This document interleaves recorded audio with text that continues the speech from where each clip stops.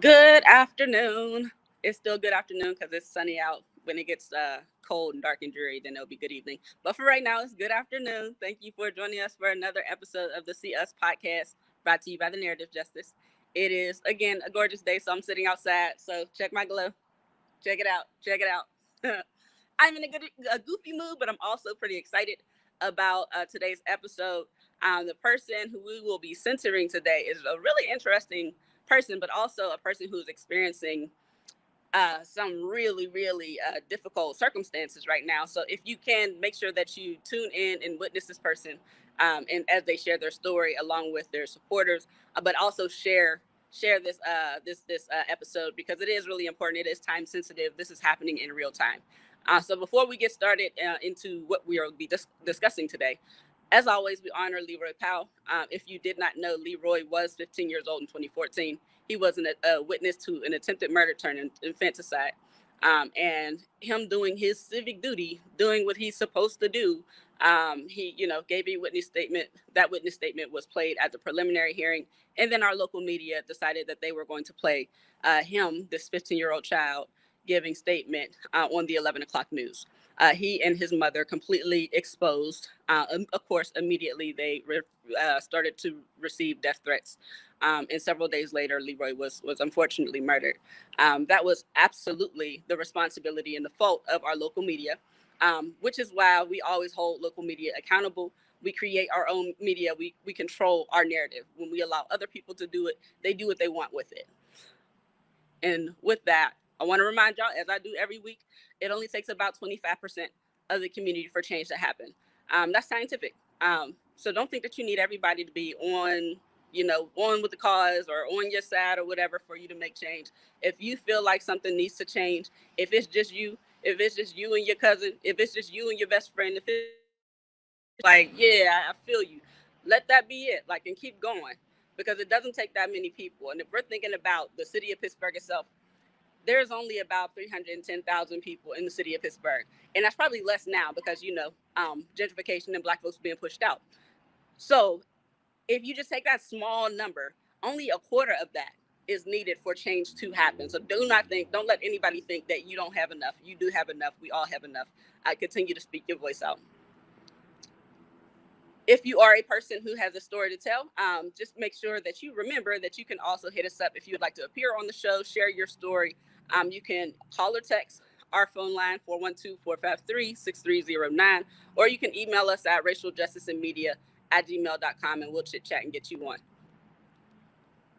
All right, so before I turn it over, last couple of things I wanted to announce. Again, if you are a person who is struggling with paying your rent or utilities, the rent relief program is still going on. It will be going on until December. So you can apply online. It's a pretty simple process at covidrentrelief.alleghenycounty.us. But if you'd like a little bit more assistance, if you don't have access to a computer, you can come to any of the drop-in centers around the county. The Wellness Collective is hosting one of the drop-in centers in McKeesport. 337 Fifth Avenue, McKeesport, PA 15132. And there we also have a food pantry and then a little free store. Has some really dope stuff in there. Good food, good stuff that's down there. We're open 10 to 6 on most days, Monday through Friday, except for Thursdays. Thursdays is 12 to 8. So feel free to drop down whenever. If you want to just say what's up and kick it with us. But if you'd like to apply for rent or grab some stuff, you can just come in and do that. Pretty low barrier. And, say what's up because we'll be there. So that will be that. I'll finish the rest of my announcements after the show, at the end of the show. So I'm going to stop rambling. I see myself going in that direction as I do. So what I would like to do is introduce our first guest who's been rocking with James Bryd, who is the center of our conversation today. She's been rocking with James for a while. So we can bring on Sunny. Hello. Hey, how you doing? I'm fine. How's everyone doing this evening? Doing good, doing good. I want to thank you so much, first of all, for being a champion for James for so long. How we got connected is you would post, his story and his circumstances in the Narrative Justice Facebook group quite often. So that's how I was, aware of what's been going on with them, like the turn by turn when something important was going on, because you were keeping us up to date. So I appreciate you doing that work because that's literally how we know what's going on, because we're not going to hear it on the news, right? Like No. we ain't gonna hear it in the news on broadcast. We're not gonna hear nobody talk about it besides us. So it's so important that we're sharing our narrative. So Yes. thank you. Thank you for having us. He will be calling in a few minutes, but I wanted to start the introduction off with all of the inmates down at the Allegheny County Jail that are suffering from malnutrition from the kitchen being closed. And it's causing a lot of mental hardship for them to be locked in 23 hours out of a day. Now, the issue I had is James has been locked in for 23 hours out of a day for 3 years and wrongfully accused of a rape for 6 years. We have the audio, and he'll be joining us shortly to tell you the whole story. But from what I understand, the reason why when you have visits and they tell you this call is being recorded is because it is this audio that we're going to hear. Word up, word up. So yeah, big thanks to James. And if you are not familiar, and again, you can check our Facebook group and search Sunny, and you can see all of the posts she's made of He's here. James's circumstances. So you can follow, you can catch up on what's been going on with him. But as she said, Sunny is at Allegheny County Jail. Has been there for 6 years, and for 3.5 of those years, he's been in the hole. He's been in 23-hour lockup for Yes. 3 years, 3.5 years. And if like I feel like the majority of us know like how damaging that is for a person's psyche, for a human being's psyche to deteriorate for being locked up and locked away for that long. Um, so before we get on with James, can you tell us like how did you get connected with James? It's a long story. However, my son was incarcerated at the Allegheny County Jail, and he had gotten some trouble when he was locked in. And James called me to tell me what was going on with my son. And from there, I was able to find out what was going on with his case because he was helping other inmates get their time taken back, appeals. There's a lot of things that he was helping people do. And at that time, I had just met him. So I was sending people to get their paperwork reviewed before they take the sentence, before they take the case, whether they're guilty or not. And that's how the relationship built as friends, right? So I couldn't understand where he went, like what happened to him. And one day I was on the phone with my son, and he was being extracted off of the pod, and it was so violent that my son is still traumatized to this day about how they extracted him, and they was beating him, and he was telling them to call his people, right? And then he disappeared. We didn't see him no more, and my son came home, and we didn't know what happened to him. There's some other people who was in there that we know and cared about. They knew where he was, and they was able to get in contact with him, but they had to go to the hole to do it. I was like, what do you mean? You got to go. They was like, that's where he's at. So they had to intentionally get them put themselves in a position where they had to go to the hole in order to contact James. Yes, That is wild. That that's is wild. exactly that's exactly what happened. There's like some kind of playback in the audio. It's saying what you said 5 minutes ago. I think yes, it's saying what What I on my said. phone. I must be on Facebook logged in Oh, okay. because it's, Yeah. it's saying what you said. But can you hear James? No, is he on? Yes, I can. Okay. Can you hear him? What's up, James? How you doing? I'm doing good. How you doing? I'm hanging in there, trying to keep fighting the good fight. I appreciate you having me. Yeah, man, most definitely. So everybody, James Bryd is on live with us. This man is still in the hole. Like, don't think that this is a past tense story. This man is still fighting for his own life and for everyone else's. Um, James, like, can you kick it off and let us know like a little bit about your story? Like, how did you get to this point? And then Sonny had mentioned, some of the assistance and the support you help other inmates with. Like, can you tell us a little bit about that as well? Well, actually, I became incarcerated on June 9th, 2015, and originally was incarcerated on a firearms and drug case. However, I posted bail and was released on Easter Sunday of 2015, and then I was reincarcerated on June 9th, 2015 for failing to report to my PO in Ohio. Upon my reincarceration, I was supposed to be extradited to Ohio within 30 days, and the Commonwealth failed to extradite, at which time I should have been released from the Allegheny County Jail. However, Assistant District Attorney Lawrence Elliott Sack held me illegally incarcerated for a 9-month period of time, and when it appeared that they had to release me and that it would be exposed, he charged me with a bogus rape charge against my ex-fiancée, Dana Beach, and they proceeded to prosecute that bogus rape charge and utilize it to invalidate my bail, which was active, and currently I should have been free from incarceration. At that point, the prosecution proceeded under the lead of Lawrence Elliott Sachs to prosecute me for a bogus charge as a cover-up for my 9-month illegal incarceration at the Allegheny County Jail. And during that time, I started actually doing a lot of advocacy for prisoner rights as far as like our conditions of confinement here at the jail and the mistreatment and physical abuse of inmates at the jail and things of that nature.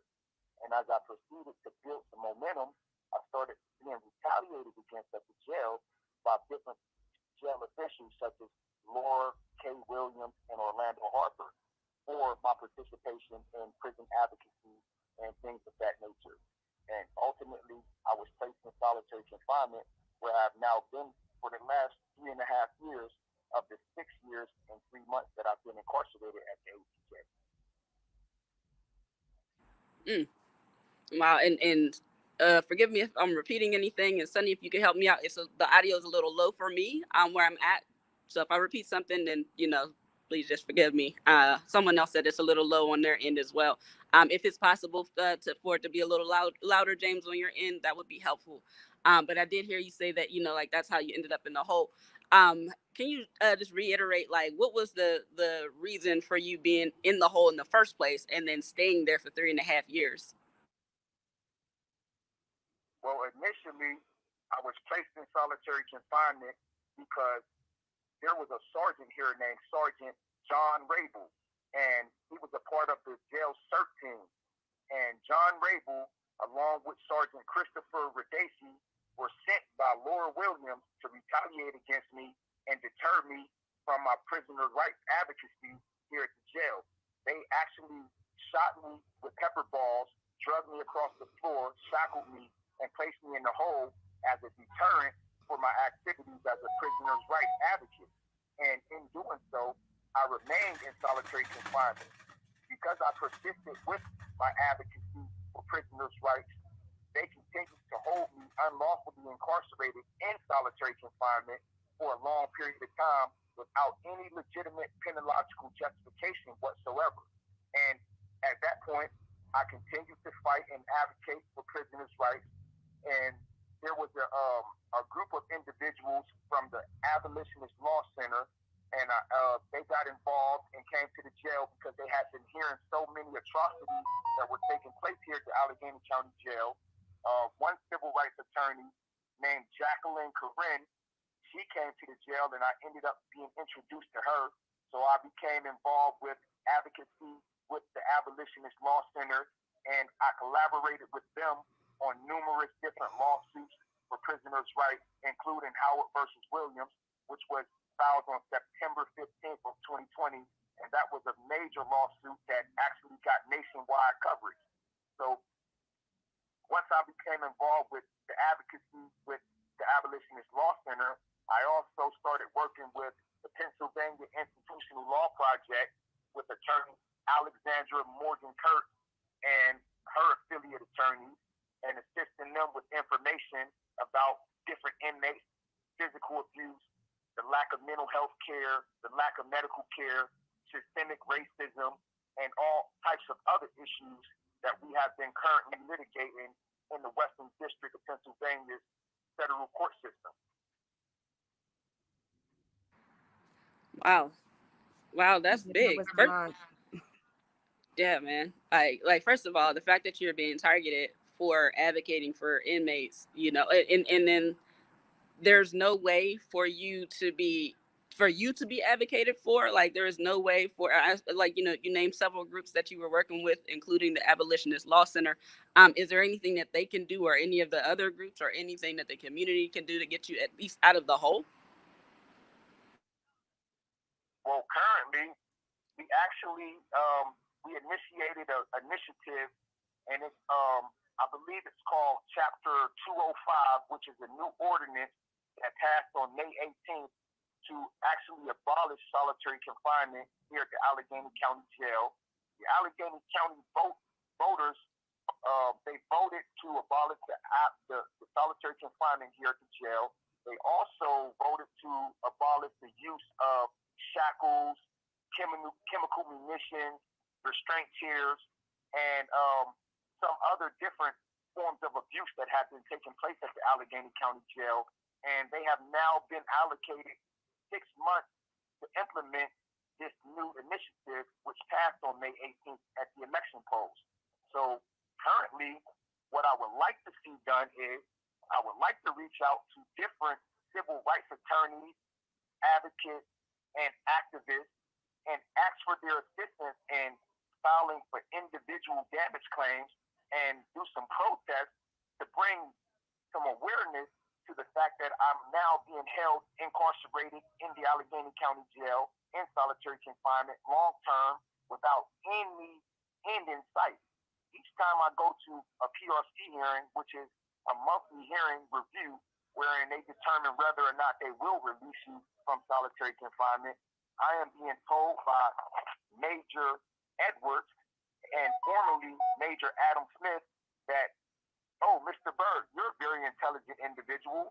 You know that due to your activities, in the court system and your other political activities, you have too much influence, and we're never going to let you out the hole. And each time I ask, well, how do I get out the hole? They insist that I cease and desist all activities in the federal courts. Excuse me, I'm busy right now. And yeah, I'm cool. And they refuse to actually let me out the hole.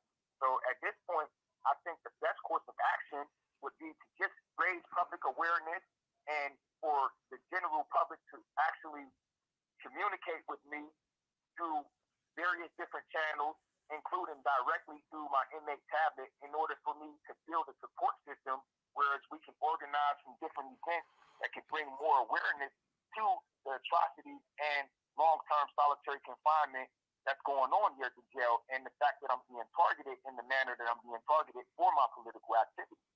I think that's the best thing we can do right now. Yeah, I would have to agree. The fact that it's happening in the first place is an absolute atrocity. In this civil institution